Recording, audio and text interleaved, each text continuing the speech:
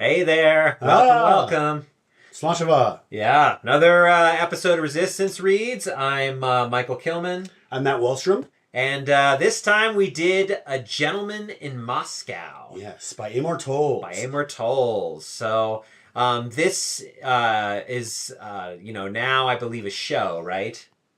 They made it into a show a couple years ago with starring Ewan McGregor and his wife. Oh my God.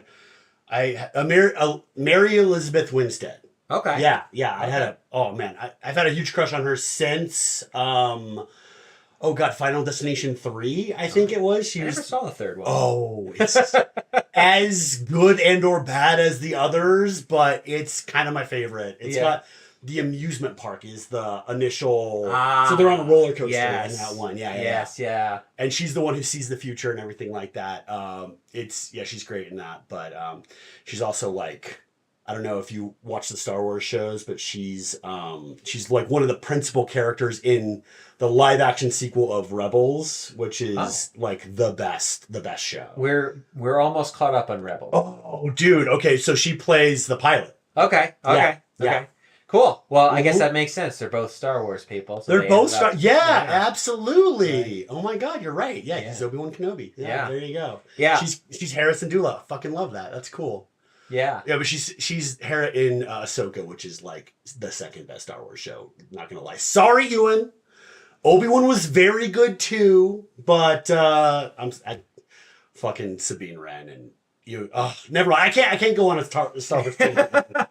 I have to summarize this excellent book that we just read. But before we summarize that, let's talk about the author a little bit. I mean, also, there is a lot of history for this book, you guys. Oh, the context is we're gonna have to skim the surface of it. Yeah, because you're talking about the 20th century history of Russia from, what was it, 1923? Well, I mean, technically it kind of starts in 1905. Right, 1905. Because that's when he writes, that's when the poem that saves his life is written. Yes. Or in the aftermath of the incident of 1905. There was a failed rebellion that happened back then. Right. So it covers from 1905 to 1954. Yeah. Which, like, if you think about any country's history... In those years, that 50-year Yeah. span is fucking crazy. 2 world wars, a major pandemic, multiple... Like political revolutions all over the place. Yeah. Yeah. So... I mean, all kinds of stuff, right? Yeah. So that's, we'll skim through a little bit of the major highlights as we're kind of summarizing here. Yeah. Amor Tolls is an American author, born and raised in Boston, and was an investment banker. You guys have breaks my heart. One of our finest, living authors, living novelists, was an investment banker. But he quit doing investment banking so he could write books. So, I do respect that move. Yeah. But boy, I mean, is there a less useful group of people than Wall Street guys? Yeah. Just answer me that. People who make money from money are like... Yeah, bad. They're the bad guys. I mean, it's literally like the whole reason our system sucks. So truly, yeah, exactly. Like using the very fine technicalities of the system to make money is just so shitty. Read any Michael Lewis book and you'll find out all about that. Yep. But yeah, this is a weird one. So he threw a bottle when he was 10 years old into the Atlantic Ocean. Several weeks later, he received a letter from Harrison Salisbury, the managing editor of the New York Times, who had found the bottle. And they corresponded for many years after that. Police song? I guess. A message in a bottle? I guess so. Wow, Message in a bottle. Okay. He graduated from Yale College and received a Master's of Arts degree in English from Stanford University, where he was a Scowcroft Fellow. And his thesis for his MA was titled Temptations of Pleasure and was published in the Paris Review in 1989. So he is a person who has... He's a literary dude. He's a literary dude, despite... I guess maybe he couldn't make a living off of books, so he went and tried to make some money so then he could turn around and write books. I mean, a lot of people actually... That's a common approach. Well, John Grisham, or like if you think about Steve Martin's career, he's always doing like one movie like Father of the Bride or Cheaper by the Dozen. So we can do another movie like The Spanish Prisoner. You know, like it's always about the trade-offs. Right. You know? Yeah. Oh God, Bulworth. No, not Bulworth. Wait, Bowfinger. Bowfinger. That's the one where Eddie Murphy plays a movie star and a guy who looks like the movie star, and then they have to do a switch him up. Right. It's low key one of his best, Steve Martin's best movies, but like nobody knows about it. Yeah. All right. So the book is about a count, like basically an aristocrat after the revolution. So it starts out, with the interrogation of Count Alexander Ilyich Rostov. And many of the topics in this interrogation foreshadow like past and future events that are yet to be revealed to the reader. But the result of the interrogation is that the Count is under house arrest in the Hotel Metropole. It's a 5-star hotel that he's actually been living in since his daring return to Russia post-revolution from Paris, where he was in exile. His accommodations, though, have been considerably downgraded from a palatial suite to an unused maid's room in the attic. Back in the olden days, in like the 19th century, people used to travel with servants, and they would always put them in these like tiny little like 10 by 10 rooms, 100 square feet. That's how big his room is. Yeah. But fairly early in the Count's house arrest, he discovers a secret second room that has kind of been boarded up from like the hallway that he can actually expand his rooms into by like, so it's behind his like closet, and people also used to have furniture that was just like, that would provide the same thing that we get from like an inset closet. There's like this wardrobe, and he can kind of like push through the back of it, and there's a door behind it, and he can go in to a second room that he uses as a sitting room / like study. And he has to just like pass through his coats to do it. The Lion, the Witch, and the It Gentleman. really brings in C.S. Lewis. It really made me think of that. And it's so interesting because like just by adding, like doubling his square footage, all of a sudden he feels like he's like living a semblance of his old life in this like gigantic suite that took up like half of the the third floor of the Metropole Hotel, He's definitely a man who comes from quite a bit of luxury. He comes from luxury, and he's used to being comfortable. But like really early in the novel, when he's in his tiny little room, he's remembering actually traveling on trains and boats where you would have like this tiny space that you could inhabit, but you were like going on an adventure. Mm-hmm. And he like kind of evokes that with this new situation he's in. Also, really early in his confinement, the Count makes the acquaintance of a precocious young girl, perpetually clad in yellow, named Nina, when she inquires about his missing mustaches. This alludes to an incident in which the Count runs afoul of like the new brashness of like the modern like communist people in a barber shop, where he's like sitting down for his appointment, but someone was waiting in line before him, and this gentleman accosts him and shaves off one half of his mustache. It just lops it right off. And so the barber's like, well, I guess we got to just get rid of the other half, of his like big wax Poirot style mustache. And Nina teaches the Count to embrace the vibrant and labyrinthine nature of the hotel. They spend hours exploring every level of it and all the secret rooms and locked doors and spying on party meetings, which Nina finds very inspiring in like the upper galleries of like a ballroom.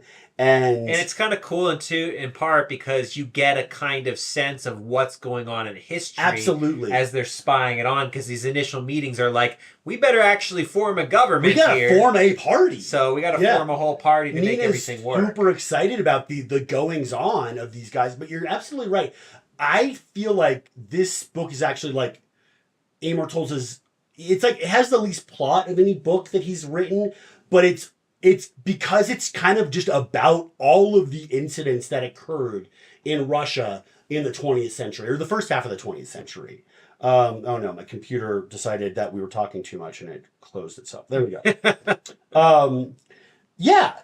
When they're not doing things like this, though, like roaming around and getting into little cute adventures, Nina is interrogating the Count about the life of an aristocrat because her father is a member of this newly formed party.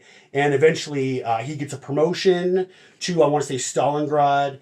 And so she has to leave. And it's like at New Year's, which is really kind of a momentous occasion. And he gives her a present of an item of his sister's that he treasured. And she gives him a key to all the doors in the hotel, like a skeleton key, or what they call a pass key in hotel parlance. The Count also makes the acquaintance of a film star of the silent era named Anna Urbanova. I'm not a real one, but like a fictionalized one for this book. And they eventually end up having a decades-long affair, and she's a really cool person. Yeah, she kind of hates him at first. Oh, though. she totally does. Like you know, who's this guy? Yeah, she runs.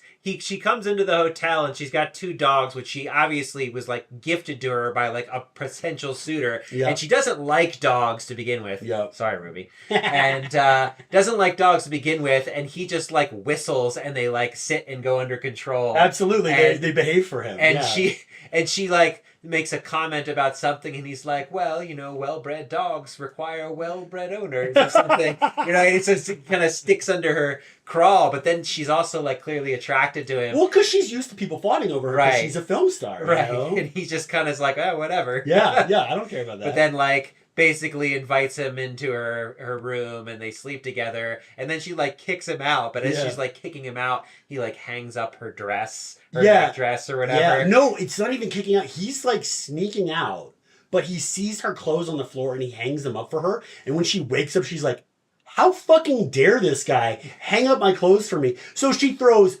all of her clothes out of like over the balcony. Yeah. And then leaves them there all day long. But when it gets dark again, she's like, I guess I'm going to go get my clothes again. Yeah, which is a story they like recount later. It becomes like part of the family lore. Right, absolutely. Right. So yeah. Eventually the Count feels that he can't live in confinement anymore, especially with all of his, like, with Nina gone and Anna's, like, off filming something. So he decides he's going to commit suicide on the next New Year. But then doesn't because one of the caretakers of the hotel is just up on the roof and he's having, like, a little, you know, solo party. He's got, like, a little fire going. He's got a stool and he's, like, making coffee and stuff like that. He invites the Count over and they end up chatting and becoming friends.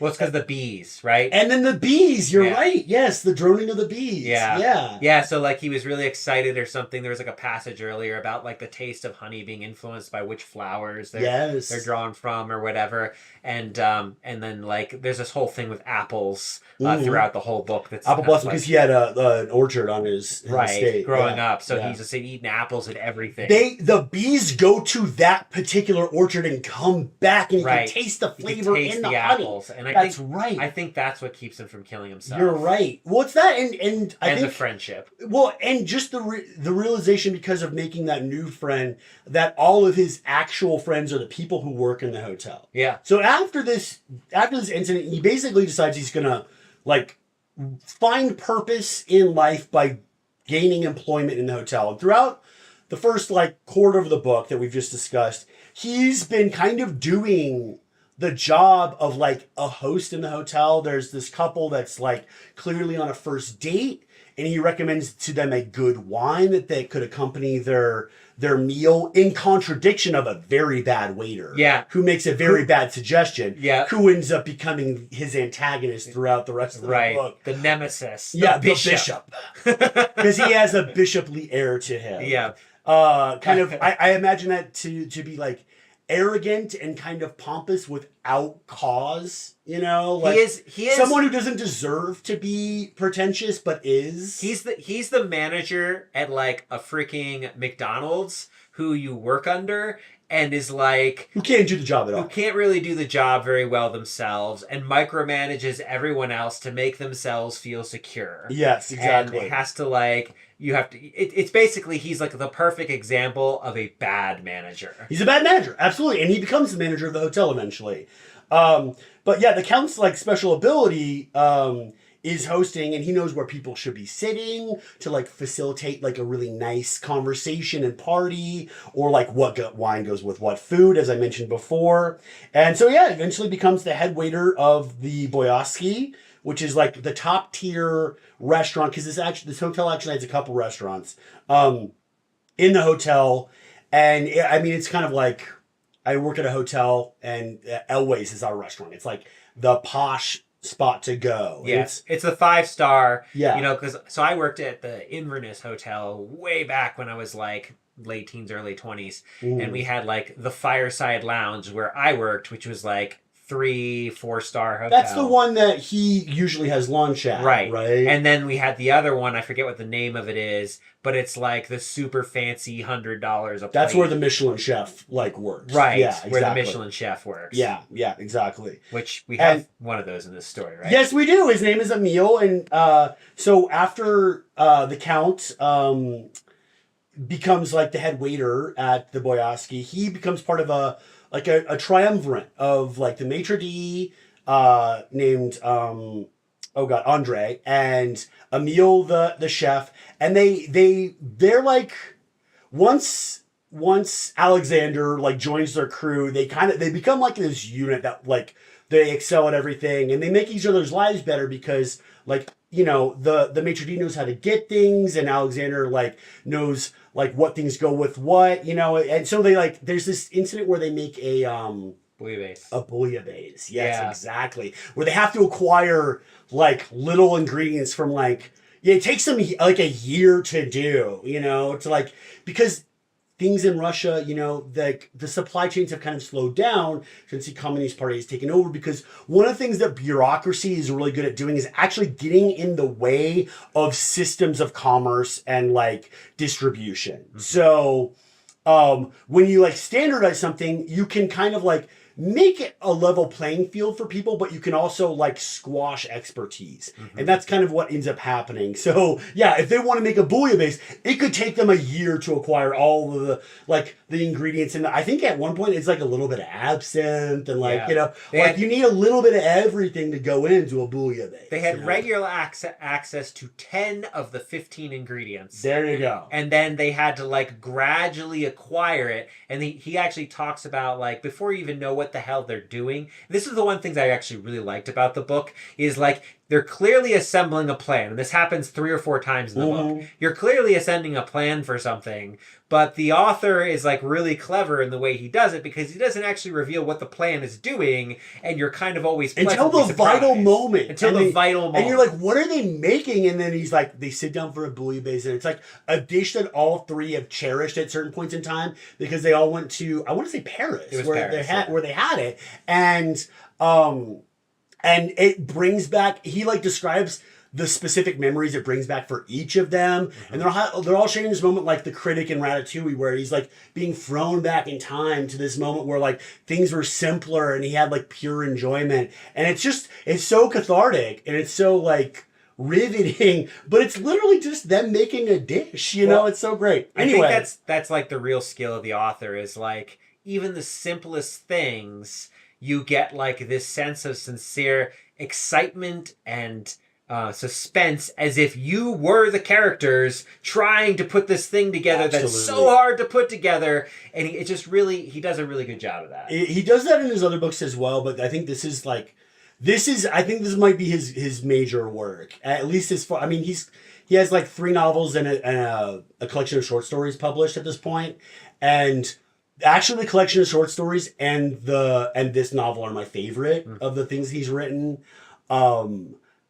But there's one like novella in that collection of short stories that's a sequel to his first book, and it focuses on my favorite character from that book. And so it's, yeah. Anyway, that's all beside the point. I'm sorry, you guys. So as the Count is kind of ascending the ranks of the hotel, his nemesis is doing the same thing, but quite a bit faster, because it seems like he has connections to the party in some way. He's a good suck-up. He's a good suck-up, and he might also be spying for the party. And because I don't, there's no other, you get a clue to that at the end of the book, but there's really no other way that this guy can go from being a fucking bad waiter to the manager of the hotel unless he had someone at his. He's so bad and so condescending.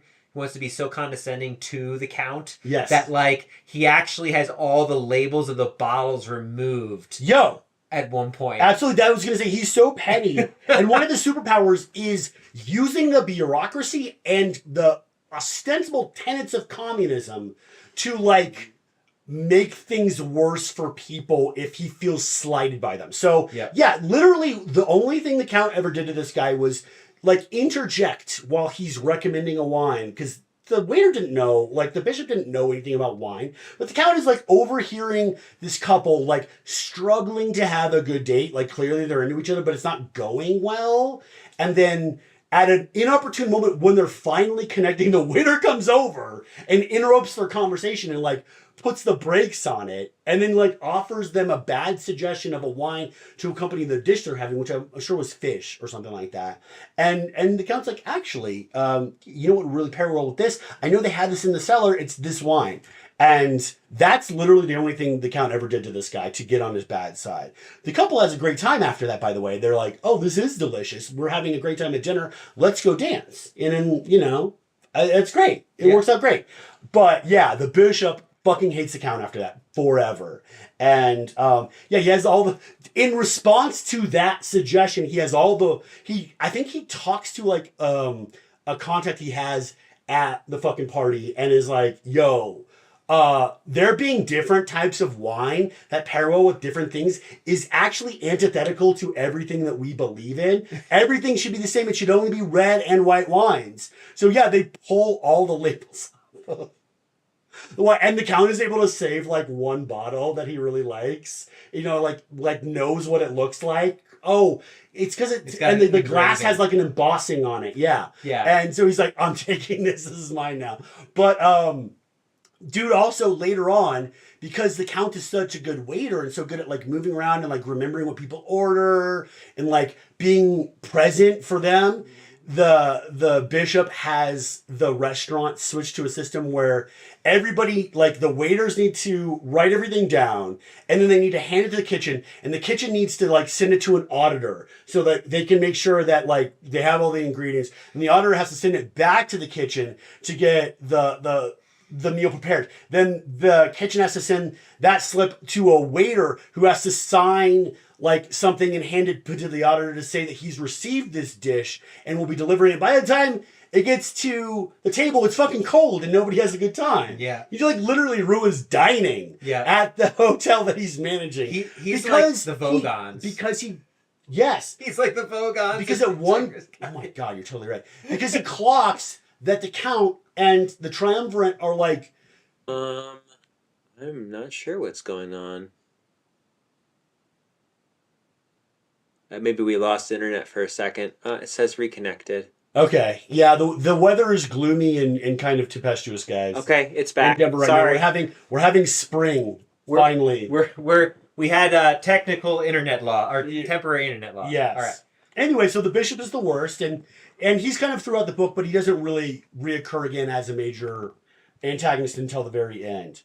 But eventually Nina returns to the hotel, first as a party member who is about to depart for an agrarian region where the communist principles haven't really been taken up yet. And she and a group of other youths who are very optimistic about communism are going out there to get them on board.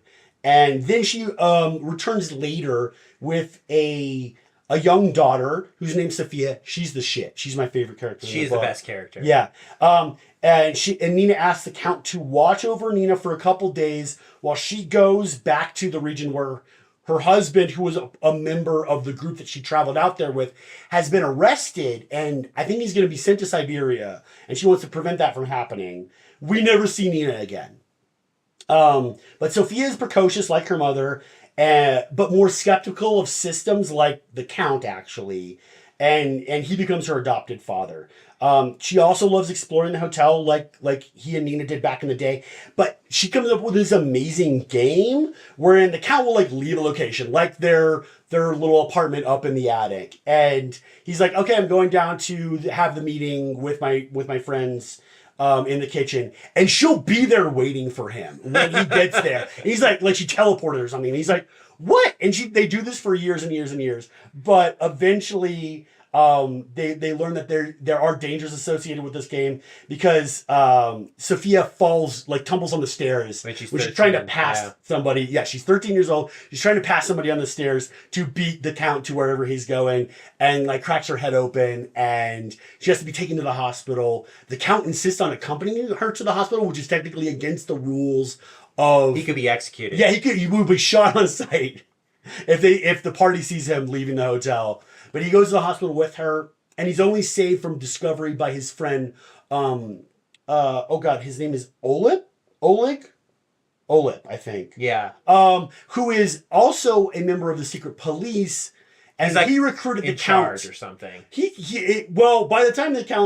By the end of the book, he's definitely in charge of the secret police. But the Count meets him when he's like newly an agent, and he's like, I found out that you live here in the hotel, and the hotel is part of my purview. So I am requiring that you teach me all of your fancy aristocratic knowledge about different countries and cultures and languages, because that will help me with my spying that I have to do. Mm-hmm. And so periodically we see the Count teaching him about just how to speak French, or, what was the history books. The history book, the guy that wrote the first tour of North America. Why can't I remember his name? Montaigne? No, Montaigne is over here. I have something to say about Montaigne later. But this is driving me crazy. He's a French aristocrat who toured America and wrote the first book about America, in which he said that Chicago was the most American city that ever existed because the people were brash and business minded, and not averse to waste. He's talking about the meatpacking industry in Chicago. That doesn't matter. The Count didn't read the book in preparation for... It's a really funny scene. Yeah, for his meeting with Ola, because Sophia was he had just acquired her as a daughter, basically. It was what do I do? 5, yeah, she's 5 years old, and he's like, I don't know what to do. Yeah. And he explains that, and he's like, no, it's all right. You got to read it for next time, though, because I do want to discuss this. Yeah. Anyway. He throws the book at the window or something. Yeah, exactly. Yeah. And but eventually they just become friends, and eventually their meetups just become movie nights where they watch Bogart movies and stuff like that, which is really great. Osip, that's his name. I wrote it down right here. The Count also made an American spy friend named Roger, who tried to turn the Count against the communist government, and the Count refused. But that's okay because they had mutual respect for each other, and Roger is important at the end of the book too. But then it is discovered when Sophia is in her late teens that she's also a prodigy at the piano, and this leads to her being recruited by a top-tier youth orchestra, which goes on a tour of major music cities like Prague and Paris. And when the Count discovers that they'll be in Paris, he actually lived there for several years and knows the city very well. He concocts a plan to escape the hotel and meet up with his daughter after her triumphant performance. This goes more or less according to plan, although the bishop intervenes and gets his comeuppance in a delightful fashion. Basically, the Count uses... So the bishop kind of clocks that something's up with the Count because he's been acquiring things for Sophia and himself so that they can escape the hotel. And so he goes into the Count's apartment upstairs and is rifling through his papers and finds letters that he's written to all of his friends at the hotel expressing how fond he is of them and how much he appreciated the friendship over the 30 years that he was trapped there. And he also finds a map of the route that Sophia is supposed to take from the concert hall to Roger, where Roger's stationed in Paris. But since the concert venue was moved, he had to make a second map. So the original map is just in his desk. He didn't burn it. And the bishop finds it, and he basically figures out what the Count's up to.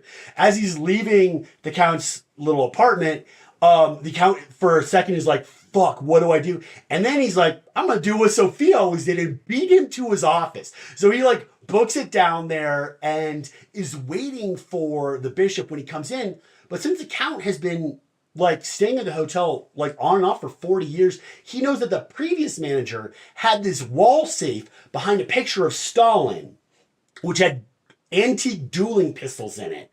And he's like, when the bishop comes in, he's like, yo, bro, you're not going to tell anybody about what you saw up in my desk. And the Count's a marksman. The Count's a famous marksman too. That has come up in a story he told to his daughter at a previous point. But yeah, he's like, basically shoots Stalin between the eyes. And the bishop's like, oh, okay. So he takes him down to the basement, puts him in a secret room, which he knows about because of all of his explorations. Takes a tourist guide of Finland out of a bookshelf that's down there where he pilfered a bunch of novels to entertain himself in the first couple of years that he was staying at the hotel. And the bishop notices this. So then, once the Count has escaped and the bishop is freed, the bishop tells the secret police that he's like, oh yeah, he's definitely going to Helsinki. Because he took a traveler's guide to Finland with him. And the Count had like a disguise, which was like an American newspaperman's like fedora and trench coat. But he gives it to Sophia's piano teacher. And he goes and like makes a false trail for the Count. So the Count can go back to his home, his old to Idle Hour, where he grew up. And it's been burned to the ground, but the tavern is still there, you know, just outside the castle grounds. And that's where Anna's waiting for him. So Sophia makes her escape to meet Roger, and the Count meets up with his girlfriend. And I assume they meet up later, but we don't know. We don't know what happens because that's the end of the book. Fucking great book. I'm sorry if the summary seemed very scattershot and it was just about a bunch of characters, but it is kind of what the book is about. The book is like, it jumps ahead so many, like sometimes, like he almost commits suicide, his friend convinced him not, and then it's 3 years later, and all of a sudden he's with Anna, and like they're actually in a relationship now, and he's also a waiter, and Nina is visiting him for the first time after having left. Yeah, so it's exactly. Like she's back and she's like 20 now, you know? Right. Yeah. So there's the book is a lot of series of vignettes about like little moments of life for a person who is stuck under house arrest and cannot get free. Like, literally the first thing they say, if you ever leave the hotel again, we will shoot you on sight. Yeah, absolutely. So, the Count is also, his father, the Grand Duke, was a big, serious man who liked serious works. And one of the things he always told the Count was that the essays of Michel Montaigne was one of the finest pieces of writing or collected works that existed in any language. And the Count, when he's first confined to his garret room, before he even discovers his parlor, sits down with the works of Montaigne and tries to get through them. He makes it about 20 essays in. But the first essay in the book is called We Reach the Same End by Discrepant Means. And it's basically, so it's the first two paragraphs are quoted. The most common way of softening hearts of those we have offended once they have us at their mercy with vengeance at hand is to move them to commiseration and pity by our submissiveness. So that is definitely one of the approaches the Count actually does take in, when he's trying to ingratiate himself as an aristocrat living amongst working people. Yet, and then it goes on, yet flat contrary means bravery and steadfastness have sometimes served to produce the same effect. Essentially meaning that you can also win people over to your side by acts of bravery, which occasionally the Count will do as well. What is not enumerated in the book, or what is not quoted in the book, is the following paragraph describing the Prince of Wales, the one who had long governed our Guyenne, and other qualities and fortune showed many noteworthy characteristics of greatness, having been offended by the inhabitants of Limoges, took their town by force. The lamentations of the townfolk, the women, and the children left behind them to be butchered, crying for mercy and throwing themselves at his feet, did not stop him until eventually, passing ever deeper into the town, he noticed 3 French noblemen who alone, with many unbelievable acts of bravery, were resisting the thrust of his victorious army. Deference and respect for such remarkable valor first blunted the edge of his anger. Then, starting with those 3, he showed mercy on all the other inhabitants of the town. So what that basically means, describing, which is, oh, God, this is amazing. I love it when the English are shown to be fucking merciless butchers of the people that they try to conquer, because that is the true nature of the English, if you ask me. They can offer an amazing pretense of civility, but when they are doing their will, they will do it ruthlessly and with butchery usually. If you want not a fictional example, but based off a real event, if you watch the film Gandhi, the massacre in the garden is a perfect example. Absolutely. When the British general drives the tanks into the town square and slaughters women and children. No soldiers are there, just women and children. There's no need for them to do that. But right. But it's an event that really happened that changed Gandhi's thinking forever in the aftermath. Yeah, absolutely. So it's very well done in the Ben Kingsley film in the 1980s. Fantastic film. Yeah, like 86 or 8 or something like that. Like that. Yeah.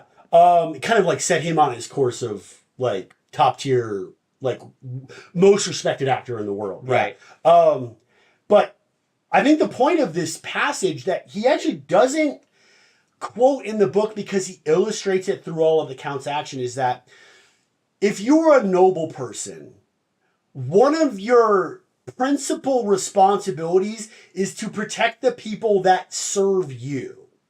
And the Count is in the first interview in the book, he's being very flippant in front of the tribunal that's trying him for being an aristocrat. And the audience is on his side because he's got quips and he's got charm and he's handsome and all of that sort of thing. But what the tribunal is pointing out is that he doesn't actually serve any purpose. He's just idle. And they ask him, what is your occupation? He's like, it's not the province of an aristocrat to have an occupation. What do? I dine, I discuss, I move about, and I interact, and that's all I do.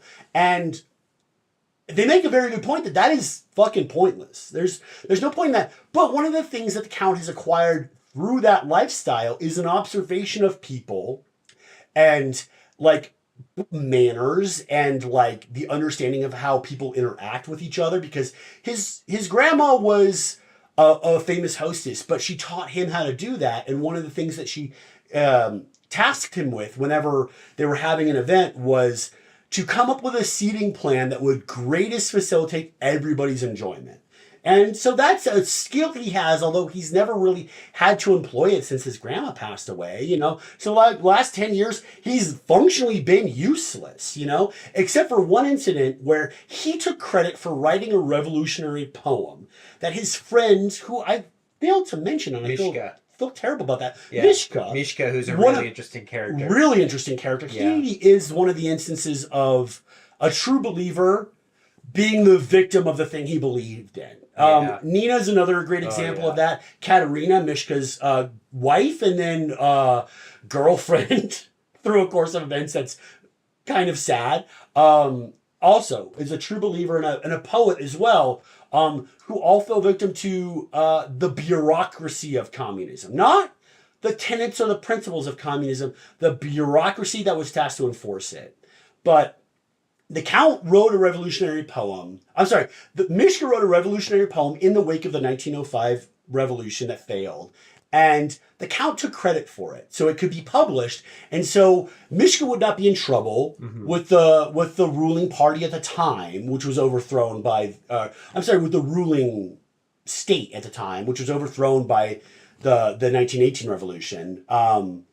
But because he took credit for it, the revolution let him live. So the Count's act of sacrifice and protecting the people that were, of a lesser status than him actually ended up saving his life, which is an interesting allegory. But also, throughout the course of the book, the Count uses the skills he acquired as someone whose life was like kind of idyllic and idle, but who was also moved by like works of art. He didn't like Michel Montaigne, like his uncle. I said his father before, but I think it was his uncle. His uncle did. But he did love works of fiction, of daring do. Those were the novels that he had sought out in his youth, and he tried to replace with tomes like this. This is actually not... Michel Montaigne is actually like 3 times the size. This is like selection from... excuse me. But... well, he loves all the famous He loves novelists. the Russian novels. Right. And Dostoevsky. Yeah. That's what he and Mishka talked about. Which I've never read Dostoevsky. No? No. Crime and Punishment, man. It's such a good book. Maybe we ought to read that for the end of the year. It's his Rules of Civility. It's his first major work. Yeah. Oh, man. No, we should. Or like, we should read that, or maybe like, well, that's an interesting book about like, the rule of law, which is interesting, which I think would apply to our premise as a podcast, like power and how people subvert power. Yeah. Man, maybe that's the one we should read. I should think about this. Anyway, yeah, the Count likes the Russian authors, and he likes Shakespeare, and he thinks about Shakespeare a lot, actually, which I think is just Amor Towles' perspective as an Anglophone coming through, because Shakespeare's our guy, he's like the one. I mean, I'm of Scottish descent, so I am a big fan of like Walter Scott and Burns and Stevenson, but like, yeah. I think if you're gonna ask any like English speaker who the best writer in our canon is, it's definitely going to be William Shakespeare. Oh yeah, I mean, I'm in a Shakespeare play every year because of that. Well, my son did my youngest did the Shakespeare Festival recently. Well, what'd you see? That was a good season last year. Well, it was like a school one. Oh, okay. So it's a school Shakespeare festival that they had recently did. I guess it was at the convention center, so maybe it was more than that. But he was just like, she's just, was asking all kinds of questions because now he's getting into theater and all this other kind of stuff. And just like, we started talking about some of the plots of Shakespeare, and he's like, that's where that plot comes. I was like, The Lion King is Hamlet. Yeah. Kids. Yeah. My stepmom, when I was like 9 years old, pointed that out. And so I watched my family took me to see The Lion King. And then like the next year, Kenneth Branagh came out with a full text movie. That's my favorite. I own copies of that one. It's so good. I watched it recently, and I was bothered by the fact that there are American accents and English accents coexisting in what should essentially be like a Scandinavian accent. Yeah. What's his name? What's the old guy? The old balding guy who's one of the guards. Oh, well, Jack Lemmon. Yeah. Jack Lemmon is like. You say Jack fucking Lemmon of like The Apartment and Some Like It Hot doing Shakespeare, and if you're New York accent with the New Yorkest accent we got, and it's just like, God damn, man, okay. It's still a great film, though. It's a great film. It's very long. I've actually come around on Martin Riggs. What's his name? Mel Gibson. Oh. Martin Riggs, Mad Max. What's this guy's name? Damn it. Mel Gibson's Hamlet recent. I mean, it's an abridged text, but it like fucking hits. And it's got Helena Bonham Carter playing Ophelia, man. Like, that's true. Yeah. Hard to beat. Yeah.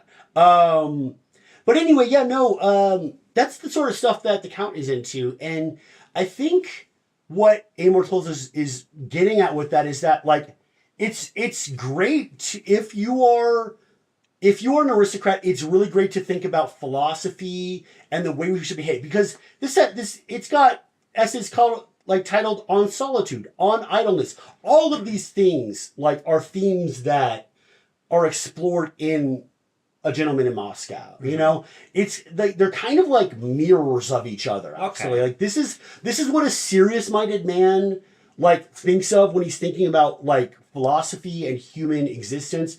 And this is what like an artistic man is thinking about when he's thinking about those same things. Mm-hmm. And they complement each other and they reflect each other, which is I'll have to borrow your copy because I'm fucking cool. Oh, you should. Absolutely. Yeah, it's good.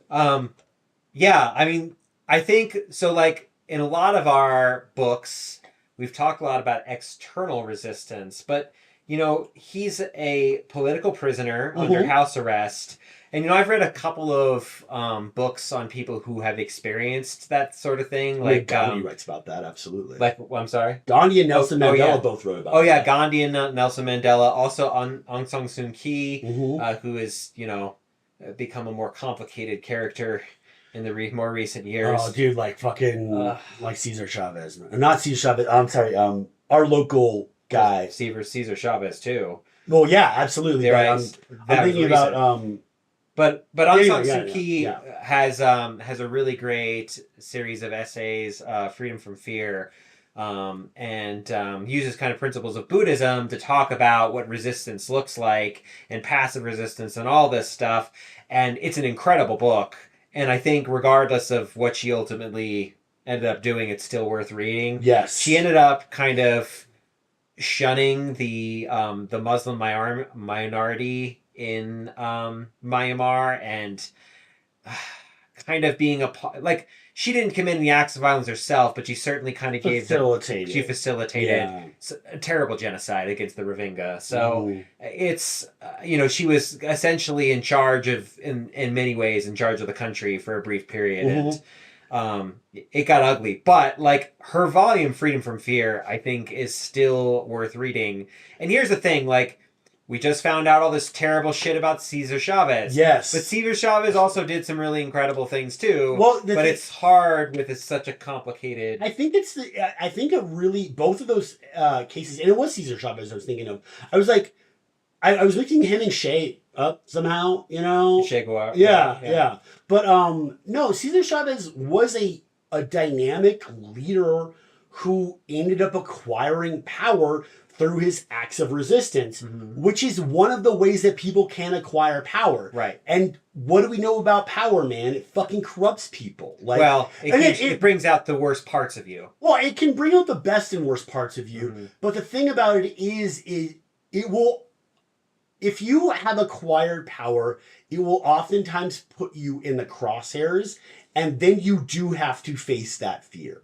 That, you know, like you can talk about freedom of fear and you can proselytize about it, and that's all well and good until that shit comes down on you, and that's when the rubber hits the road, man. And so the Count doesn't really acquire a lot of power throughout the course of the book. What he does is acquire community, which I think is the way that he resists power, actually. I also think, so it's not just community, I also think it's like the internal resilience and resistance that, like, actually I wrote a little bit about that? Yeah. I mean, there's a couple of quotes that I, like, wrote down here. Hold on. My little notes section or whatever. Sorry.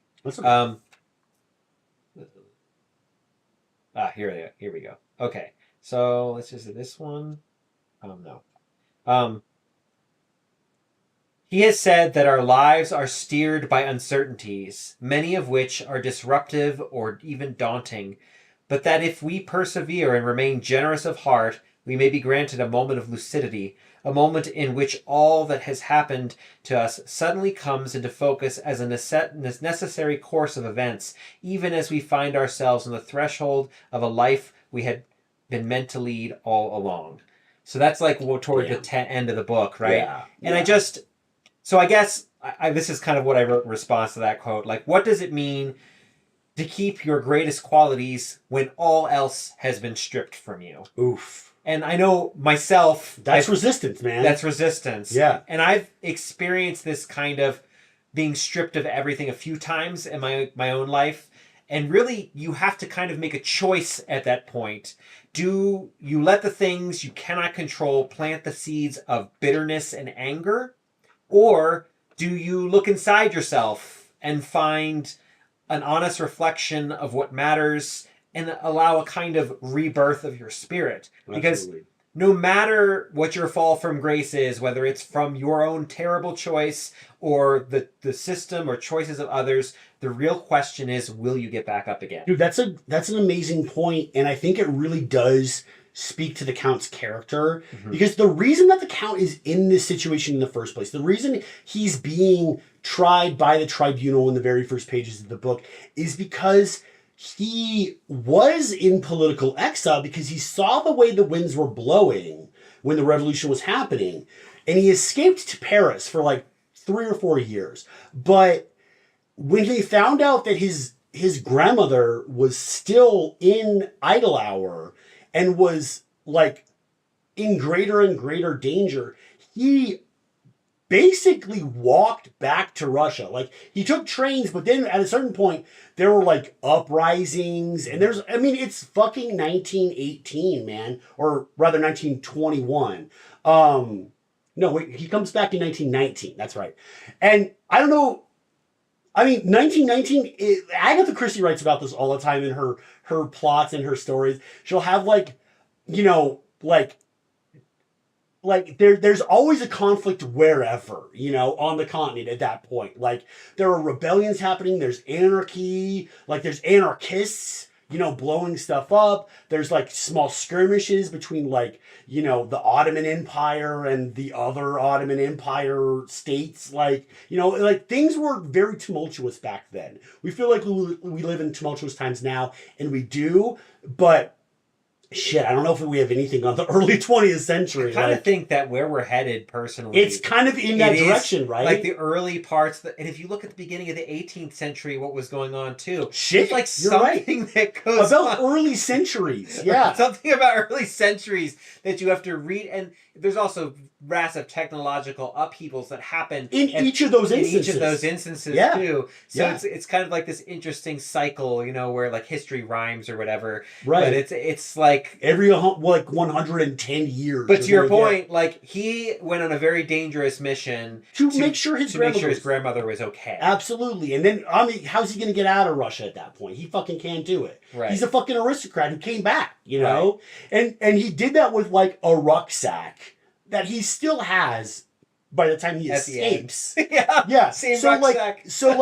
In 1919, he comes back and he's like, I have to leave all of my possessions behind me in Paris. I have to take like 3 changes of clothes and like all the essentials, And he gets back to Idle Hour, but once he's at Idle Hour, he's like, all right, you guys want my fucking place? You want to burn it down? That's totally cool. I'm just gonna move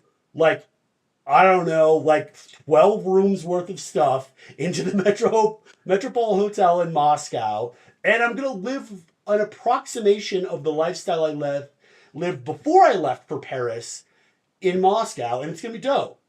And it probably was. It was probably really sick. He describes it a couple of times, like going out and going to dinners, and like then going to a fucking opera, but being late for the opera because that's what was fashionable, and like you can be fashionably late to shit, and that's like a type of freedom, And then when he's escaping from the Metropole Hotel, he takes that rucksack with him, and he takes 3 changes of clothes and like some of his sister's possessions, who we haven't even discussed his sister. Oh my God.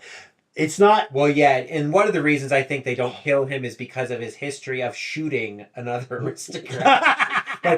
He did kill an aristocrat. That wasn't just the reason. And his buddy Osip makes a joke about that right before he quotes Louis from Casablanca. Yeah. When he's like... When his, functionary is telling him about the Count's and Sophia's escapes from their various predicaments, and he's like, all right, round up the usual suspects. Right. But then he says, why didn't he kill the hotel manager? And he says, oh, because he wasn't an aristocrat. Yeah.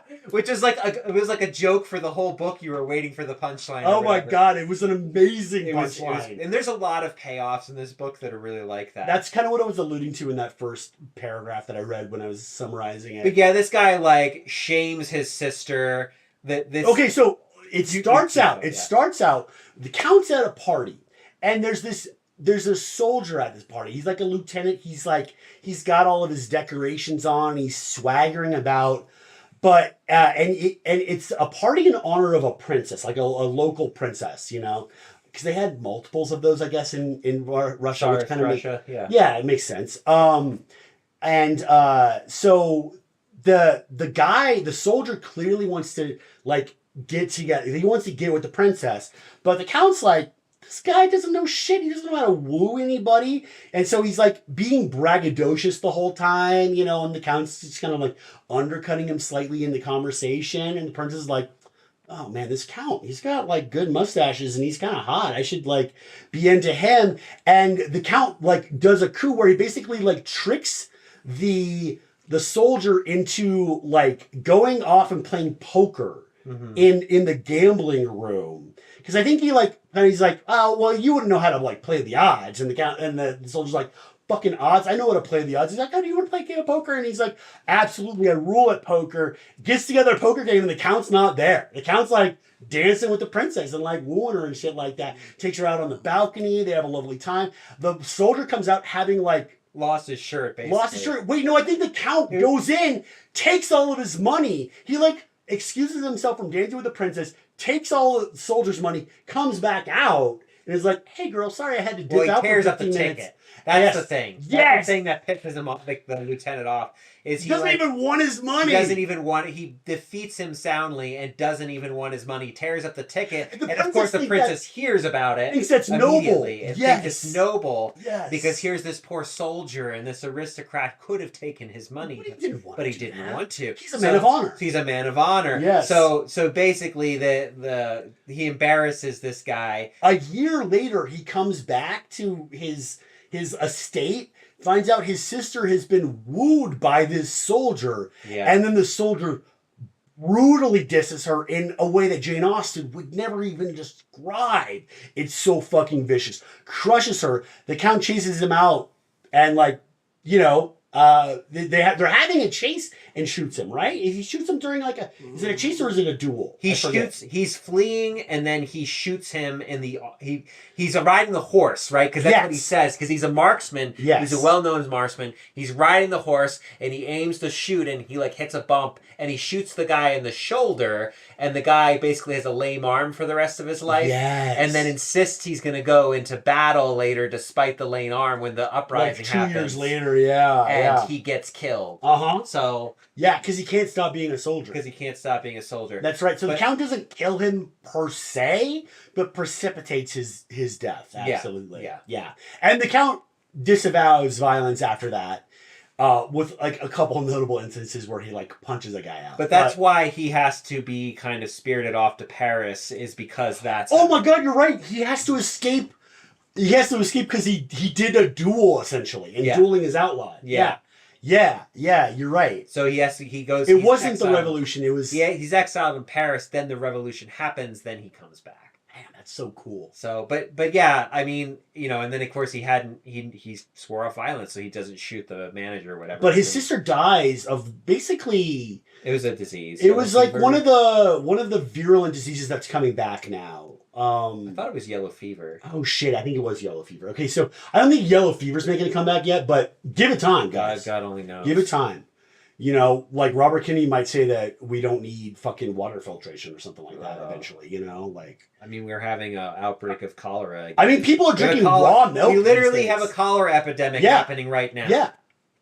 Not in this country, but in several countries. Afghanistan is one of the places. Yeah. And it's that's a waterborne illness. It's perfectly, you have no problem treating with cholera. I mean, Jon Snow all the way back in what was it, 1830 or something? Yeah, he figured that shit out in London, man. So we've known that shit forever. Isn't Jon Snow also a character in Game of Thrones? Yeah, that's always a joke. Me and Ollie watched a SciShow on that yesterday because I also, for my job, was with water treatment stuff, was making courses on it. And so I saw this thing and I was like, oh, we could talk about, we can learn about cholera or whatever. And so we watched the SciShow video on cholera yesterday and he makes a joke about... Whatever Jon Snow did in Game of Thrones wasn't as impressive as the real Jon Snow. That's fucking true, though. That is fucking true. That guy mapped out all of the incidences and realized it was coming from one fucking pump. It's the first example of contact tracing. Yes, that's right. It's basically the introduction of modern. He figured out how to stop cholera, but also how to stop all the other diseases. in one fell swoop. Well, at least waterborne anyway. Sure. Yeah. Sure. I mean, but contact tracing applies to a lot of stuff, actually. Yeah. True. Yep. I mean, they do contact tracing in fucking Contagion. One of the best movies about disease that's ever existed. Oh, dude. I watched that during the pandemic. Well, we all did. But speaking of Soderbergh, his newest film, oh my God, I just went and saw it today. It's so fucking good, man. Oh, what is it? Let me see, what is it? Oh yeah, it's called The Christophers, and Ian McKellen's an artist. Okay. Who's like a famous artist who's over the hill, and he has this series of paintings called The Christophers about a guy that he dated back in the day. Mm-hmm. And oh my God, he makes this one point about how brave he was because he was bisexual before it was cool to be bisexual. And I was like, bro, we just got, like, the queer community just came down on bisexuals like 5 years ago, calling us fickle and sluts and all kinds of stuff.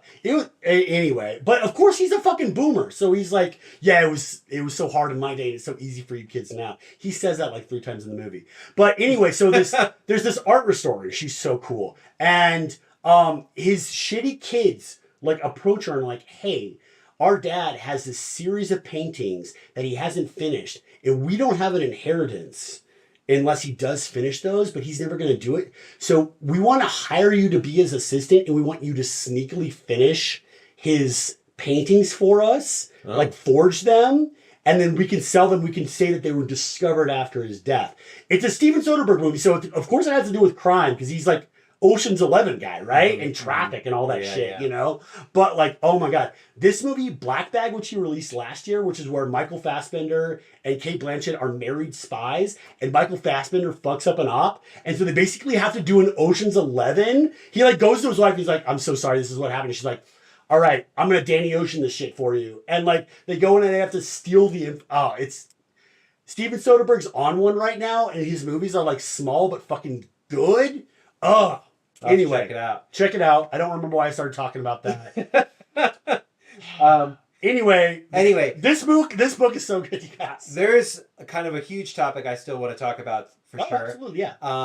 And that is like, so I was just like, you know, obviously Contagion. We think of Contagion as well. Yes, we think of the Red Scare and McCarthyism and the paranoia surrounding like the American fear of communism, and this book was just such a good contrast to, because I honestly do not know that much. I know the basics of Russian history, sure, but not like what was life like in the early 1950s. In the McCarthy area, in the United States, versus like the paranoia and autocracy of communist Russia. And it was so fascinating to really see like what it was like to have lived experiences of like Mishka, for example. Yes. Like, so Mishka is this. He is a poet, and he loves literature and writing, and he's been commissioned by the party to essentially do this history of Chekhov. When we first meet Mishka, he comes to the Count's garret room, and he's so fucking hyped, you guys. He's talking about this new poetry we're gonna do. Mm-hmm. Like, we're in this revolution. It's like 1923, you know? And he's like, we're going to do this new poetry. It's going to be egalitarian. It's going to be for the people. It's going to lift us all up. We're going to like ascend to this new plane of literature. But it's not haiku. It's not haiku. Fuck that shit. It's too simple. But it's complex in its simplicity. I love haiku. I love haiku. but their point of view is like, they would believe that the future of poetry is haiku. Oh, yeah, no. If you put poetry on a spectrum, you've got Russian poetry on one end, you've got haiku on the other end, and you've got like Anglophone and French poetry over here in the middle, you know, where like Russians will go on. Mm-hmm. I don't know if you guys have read a Russian novel. They don't skimp on the fucking novel, all right? Haiku was born. Oh my God, I found this out the other day from the Metro Classic on Instagram. Haiku was born out of a party game, actually. Where people at parties in Japan would be like, let's do some rhyming shit. Let's rap. Let's do a rap battle, you guys. And then Haiku battle. And then they had this old form which was longer. it was like considerably longer than a haiku is now. And because of the rap battle like ethos of it, they're like, it's better if things are punchier and punchier, so they shortened it to 16 lines, and then eventually they shortened it from that. Even that's where we get haiku, right?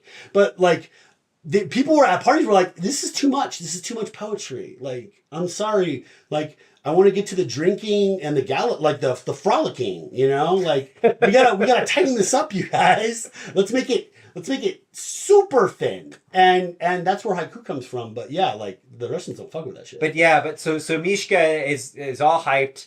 Then he goes through and does all this stuff, and he spends years doing all these essay collections and capturing the mastery of Russian, because they're trying to show off the talents of Russia and all this other stuff. They're trying to lionize their people. They're trying to lionize their people, right? Collect all the great works, and so he's one of his final assignments before things go bad is that he has to do a collection of Chekhov's letters, right? Yeah. He was a famous playwright. Yeah, one of the most famous playwrights. Yeah, right. There's a fucking rule about plots. Chekhov's gun, named after him. Right. Yeah, exactly.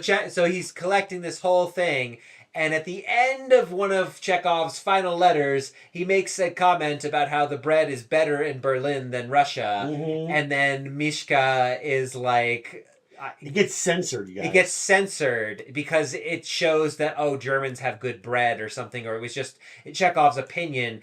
And Mishka kind of like loses it. He just loses it over. He quits in the coolest way possible, you guys. Yeah.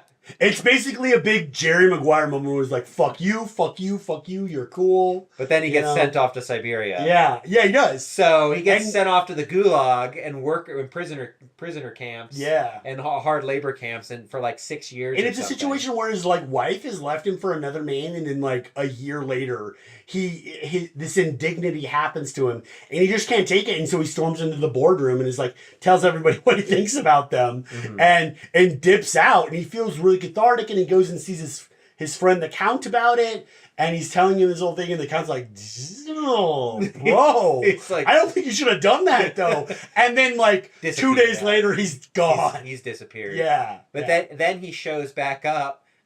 Briefly, basically sneaks back into Moscow because he's not allowed back in Moscow. Yeah.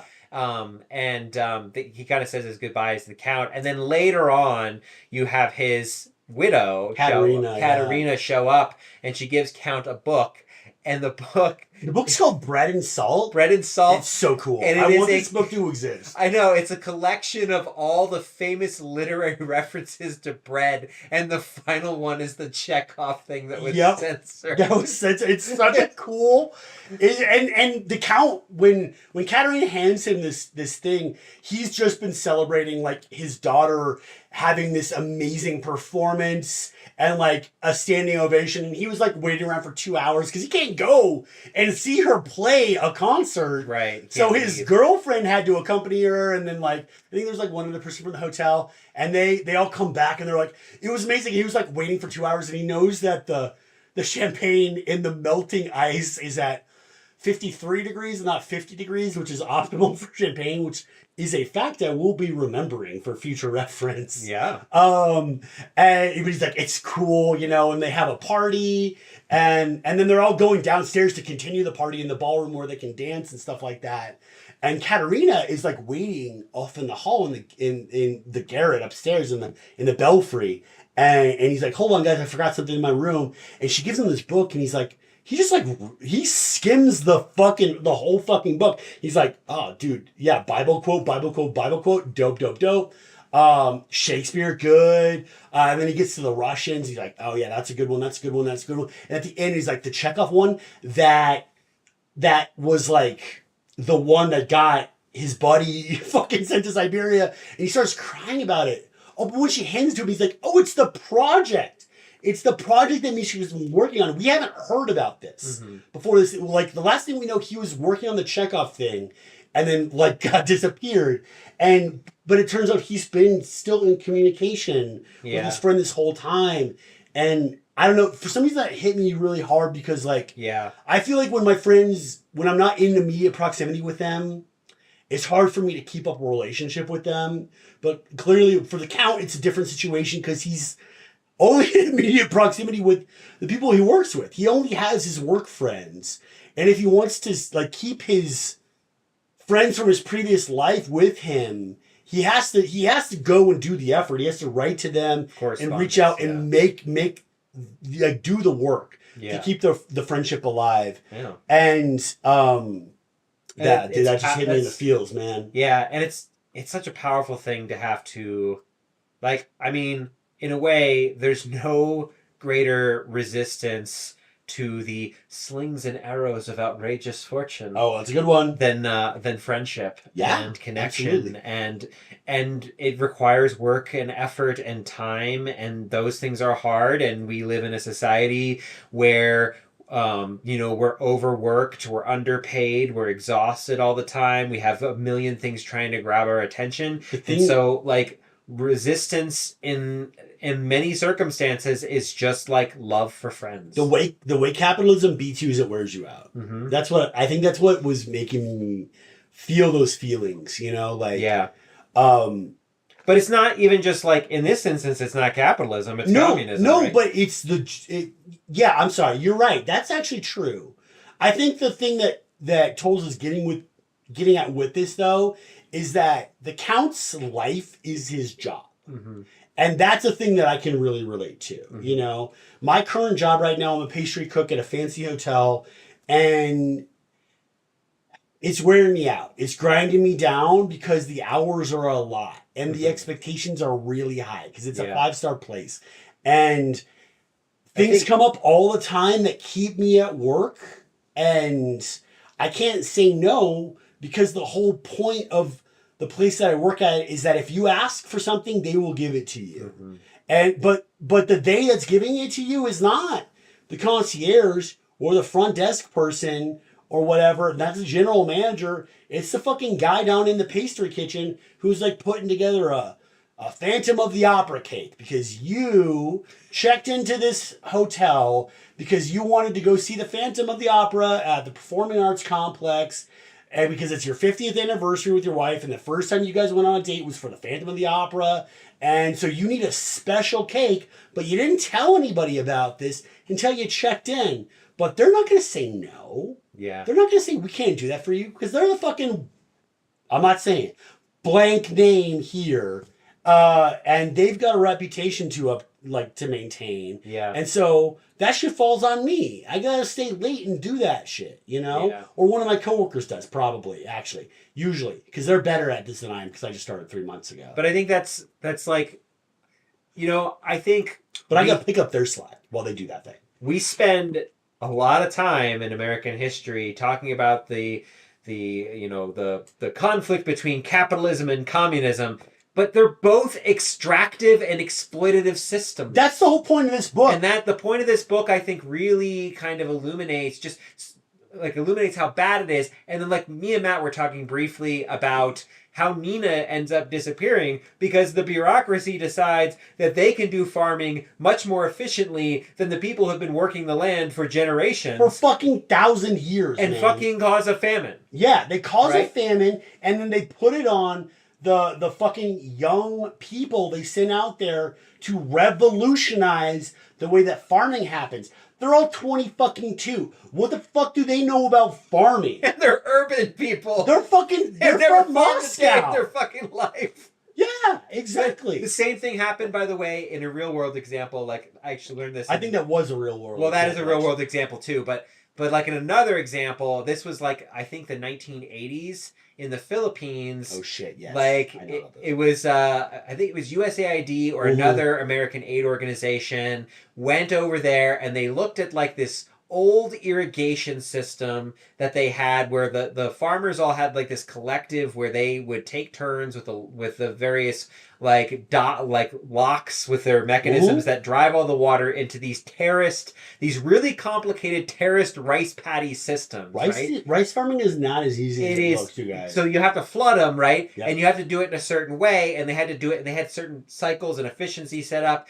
And these guys came in with these seed stocks, maybe it was the 90s. They came in with these brand new seed stocks that were like genetically modified. Monsanto, I think. Monsanto. Yeah. And they were like, hey, like your country, it's doing great. but like we could do better. You could be doing so much better. We can bring prosperity to your people. Just give us some time to take over.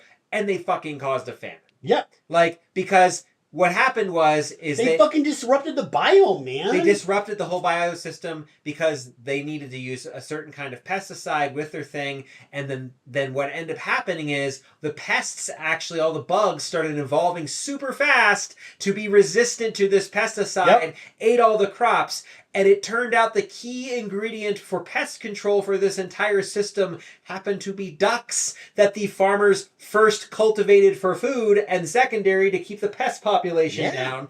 And the pesticides kill all these things, and this American arrogance comes in and causes this massive famine, and like people die because of it. Yeah. So it's like you see all this kind of stuff all the time, that we don't respect people's labors and talents, or we undersell them and undervalue them, and we think that, you know, we can do things more efficiently. It's so weird. It's a weird thing that we have in... I feel like it's an especially American type of arrogance where... Yeah, but British, where we French... No, I mean, but hear me out on this, where we see, like...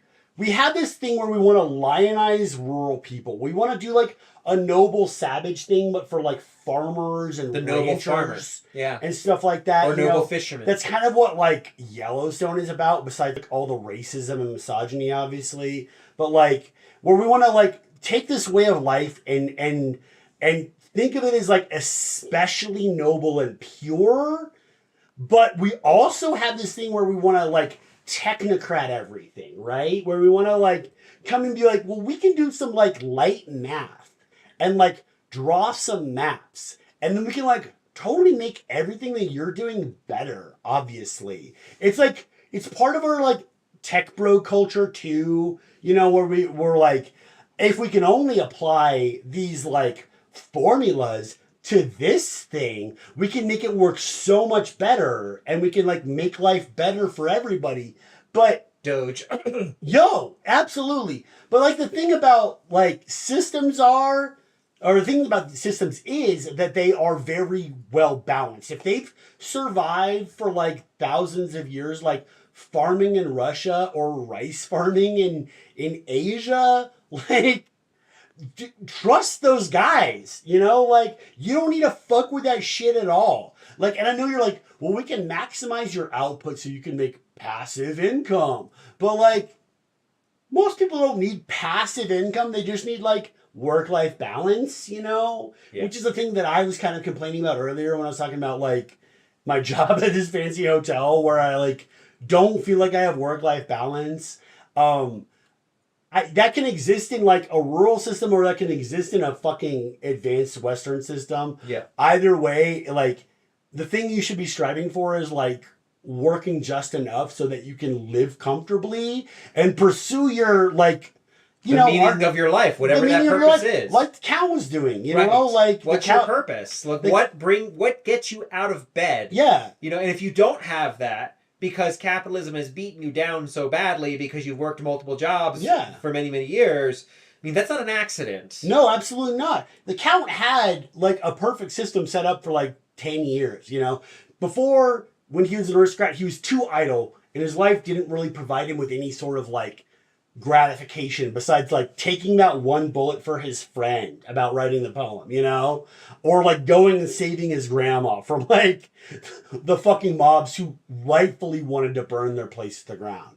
And then when he becomes a waiter, like the head waiter at the Boyovsky, everything's great for, like, 10 years until he accidentally lets slip one time that he and his buddies have a daily meeting. And the manager doesn't know about it. Ugh. And then the manager finds out about all the shenanigans they get up to make their lives fun and interesting and gratifying, where they, like, can make bouillabaisse and stuff like that with, like, leftover ingredients. He's like, that's waste. And he shuts all that shit down. And then the Count, the Triumvir's life sucks, and his buddy calls him Count Blabbermouth, right? First he, like, comes to their meetings and makes them suck. And then he makes them have their meetings in his office. In dainty chairs. Sitting in dainty chairs like they're fucking... And the principal's office. Yeah. So it's a penance every day. Yeah. Instead of a fun meeting of like 3 friends where they get to talk about how to best do their jobs, Yeah. you know, in a way that is like satisfying and like provides like some like artistry for the chef, and like where the maitre d' gets to feel like he's solving a puzzle, and the count gets to feel like he's doing the thing that his grandma taught him how to do, which is like make a fancy party dope for everybody every single night. Now it's like it's got like little slips of paper where like everybody has to account for everything, and it's just terrible, you know? Yeah. Well, and I think the fundamental problem, and this is kind of like studying a lot of political theory, as you have, Sure, and like also alternative systems through anthropological and archaeological means, like your specialty. reading all of these kinds of things, like it occurs to me that the most pernicious problem that modern civilization has is that it's built everything, regardless of your political system, on extraction. Absolutely. On extraction in communism, in socialism, and capitalism. Absolutely. All 3 of them are still focused on extraction of resources from one location to coalesce power in another. And as long as we keep doing that, we're not going to solve these issues. It's like maximizing efficiency, right? We like think of efficiency as a universal good, but like efficiency is in itself extractive. Mm-hmm. And not only that, like, I mean, considering how well the natural world works, and it's not extractive, and, you know, like... It's self-perpetuating. It's self-perpetuating and complex, and it has built-in redundancies for countless things, you know, and this is a little bit of a side tangent here, but, like... I've got a tangent on your tangent. A tangent on a tangent. Yeah. But, like, so a great example is when we're talking about the colonization of space or, like, generation ships, like... I fucking hate that shit. Kim Stanley Robinson, like, who did the Mars trilogy. We also talked about Ministry of the Future in our 3rd episode, which is still our most popular episode. Yo, but, the tech bros or whatever love that shit, man. Well, people who are climate resistors. Sci-fi bros. I should have said sci-fi bros. Sci-fi bros. Tech bros is a different thing. I apologize for characterizing you guys that way. But anyway, so, like, in nature, in the world, and you see this also in the Expanse series, but you see this in his book Aurora. Like, what happens when you try to build an ecosystem in a generation ship? You don't have enough redundancy. Yep. And so you die. Yep. Because you, like, nature has backups upon backups upon backups. Like, me and my son were just watching a video about the history of the extinction of dinosaurs, what we know came after that, and how nature recovered, and how many millions of years. But the reason that nature recovered, the reason that the natural world was able to do that, was because they had there's so many redundancies. That's and what so Ian many Malcolm's systems talking about Jurassic Park, man. Right. And to be honest, there's an episode of like Doctor Who from like 1966. It's like the first Doctor where he ends up on a generation ship, and his companion has a cold, and that cold wipes out 90% of the people on that ship. Because there's no fucking redundancies in a generation ship. Right. And that's just really capitalism, communism, socialism in general. And that's efficiency right there. That's efficiency. It does not have redundancies. Yeah. Like, you know, like if you're at a job and you have a big project and you're the only person on the project and the project fails, it's because you have no redundancy. Yep. It's not just necessarily because the person's a fuck up or anything like that. Sure, because everybody can fuck up sometimes. Yeah. You're going to. It's part of life. I had this thing that I was thinking about when you said a thing earlier about like redundancies and like Adam and Eve, basically like questing for that knowledge is basically like questing for efficiency, but that's the wrong thing. You're not supposed to be biting into that apple. Mm-hmm. Like that's not efficiency is not the thing that's going to get us into the future. It is the redundancies actually. Mm-hmm. It's being like it's basically like being swole in your approach to things. Mm-hmm. Like you want to be as prepared as possible. Zigzag routes. Yeah, exactly. You don't want to be like lines. You don't want to be lean. You want to be jacked or fat or something like that. You know, you want to be able to like weather stuff, because if you're pursuing a project, having everything you need for it is not enough. You need everything you need plus, mm-hmm. you know? Mm-hmm.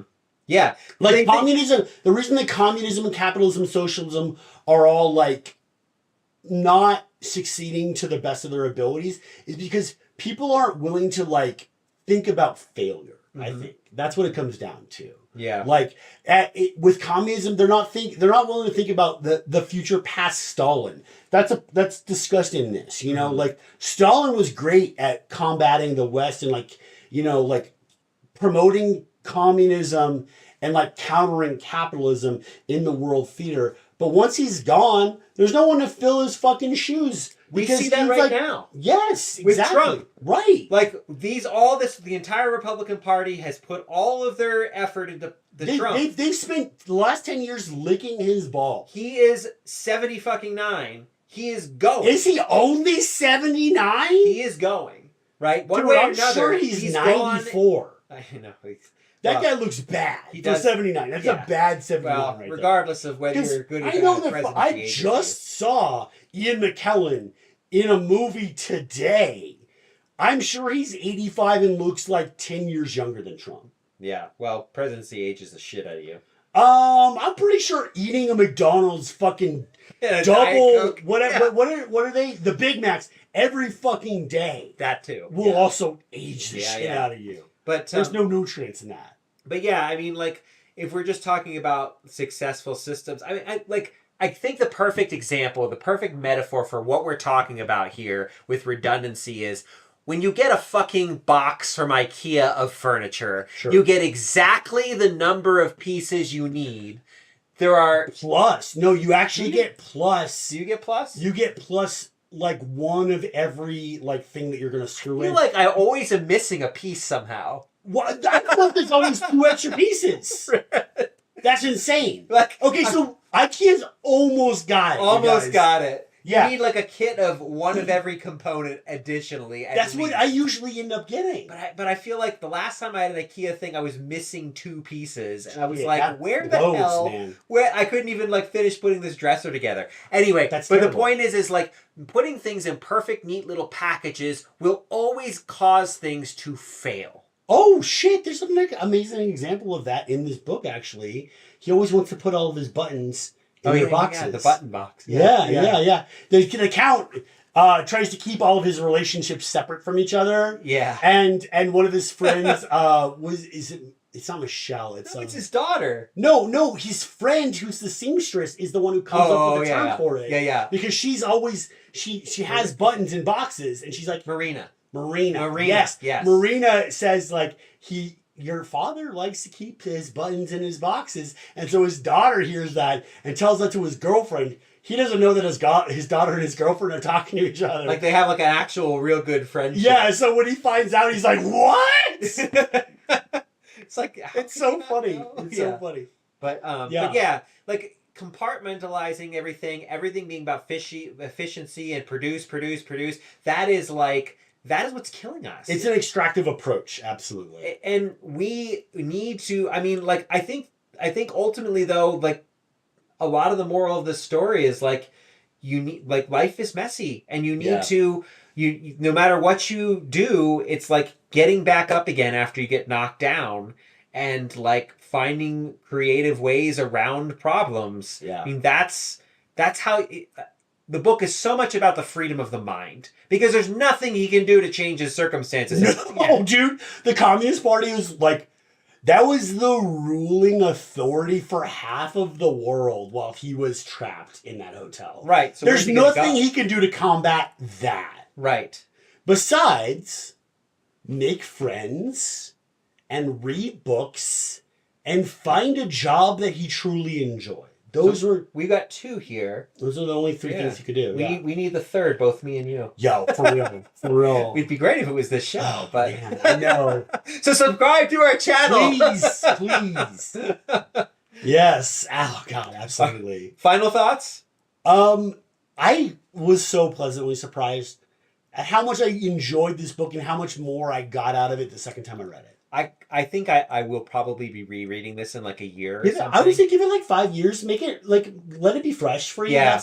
I feel like I read it about 5 or 6 years ago, and when I reread it, I was just like, God, dude, this is it's so cozy. It felt like revisiting like like a place that I loved vacationing, you know? Yeah, and it's deceiving because on one hand, it feels like such a low stakes story about a man just trying to do his best in a bad circumstances. Yeah. But then on the other hand, his friends are like being put in Siberian prison it's like a sprawling history of Russia in the 20th century as well. Yeah, it does gives you a lot of anchor points. Like they don't talk about the Second World War, but they do very much. But he does talk about this moment when like the armies of Germany of the Nazis are like on their doorstep, but then they never quite make it there. Exactly, because they didn't learn the lessons of Napoleon. Right, and they reference that too. Yeah, and then also I love the whole discussion of how like Napoleon takes Moscow and then they just burn not Moscow. The Russians just burn it. They were, oh my god, that fucks with the Count so hard. Yeah, it does. The realization after the Nazis fail.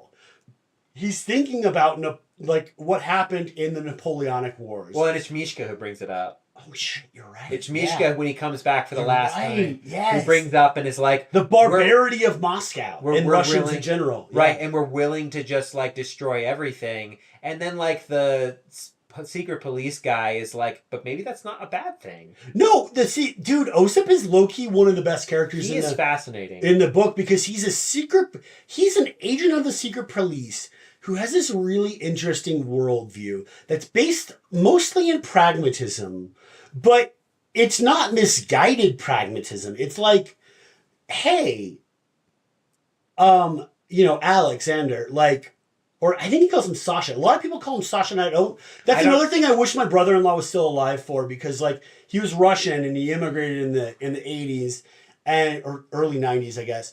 And I would love to have picked his brain about like half of the things in this book. Yeah, there's a lot of stuff. Why is his nickname Sasha? It must be something to do with like Cyrillic in writing or something like that. Yeah. But put it in the comments if you know. Yo, if you know, please tell us. Because I can't ask Sergey. He dead. But he's like Sasha, the reason that Moscow still exists, the reason that this hotel exists, and that like the arts in the city still existed because we were willing to destroy enough of what we had to stop Napoleon and to stop the Nazis when they were on our doorsteps. And that's how we have survived as a people. And then, I mean, like it's a great conversation. And then the Count has like 3 more with other people who give him different perspectives, and he kind of comes to like a synthesis of like what it means to be Russian versus Western versus Eastern, because Russia exists in this weird like liminal space, where it's not quite a Western European country, and it's not quite an Asian country either, and it's not even like Czechia or Slovakia or anything like that. Those are more Western. It's like it existed, in a weird limbo. Well, and it's so it's so specific to itself, and it's also like I've taught world regional geography a few times, and like Russia is so fascinating because it's just as diverse as the United States. Oh God, absolutely. Like people do, when they think of Russia, China, they think of or China. Like China is extremely diverse too. Yeah, like these are huge freaking countries. They're sprawling they have basically so many ethnic groups. Yeah, absolutely. Right, like like Siberian indigenous people versus like before Western Europeans got to America, there was a democracy, well, like the only true democracy that ever existed on the world. But there was also but there was like 50. No, I think there was like 100 different like specific states and ethnic groups that existed here. Over 1,000. Over 1,000 just in the continent of the United States. Yes, it's 574 federally recognized currently. That's insane. And that's after a long period of termination where a couple hundred were forcibly. You can imagine Russia and China as essentially in the same situation. Yep. It's fucking crazy. Yep. So yeah, I think, man, this book, this is like, I'm going through a particularly rough patch in my life right now. Kind of same. And this book was like, it was really kind of heartwarming and sentimental and welcoming a welcoming reminder to remember that like resistance isn't just external. No. It's also fundamentally an internal struggle, and you can allow, if you want, bitterness and anger to take you over, like I said earlier, or you can be the bishop, or you can be the bishop, or you can be the count, or you can be the count. Yeah, man, absolutely. Fuck, I just realized that they were definitely a dichotomous. And when you said that, that's what it occurred to me. So be the bishop or be the count. Be the count. Be the count. Definitely be the count.